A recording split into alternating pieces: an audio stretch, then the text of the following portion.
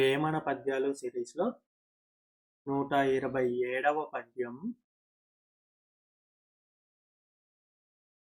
గుణయుతునకు మేలు గోరంత చేసిన కొండయౌను వాని గుణము చేత. కొండ కొద్ది మేలు గుణహీనుడెరుగున విశ్వదాభిరామ వినురవేమ. మరొకసారి. గుణయుతునకు మేలు గోరంత చేసిన కొండయౌను వాని గుణము చేత.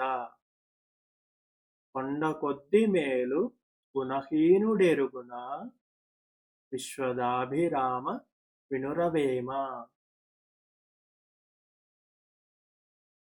ప్రతిపదార్థం. గుణయుతునకు గుణం గలవానికి, గుణవంతునికి మేలు మంచి గోరంత చేసిన.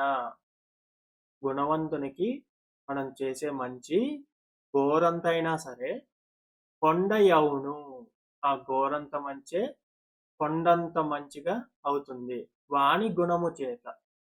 అది వాని మంచి గుణం వల్ల అది కొండయౌను అంటే వాడు ఆనందిస్తాడు. మనం చిన్న సహాయం చేసినా సరే దానికి ఎంతో సంతోషిస్తాడు గుణవంతుడు.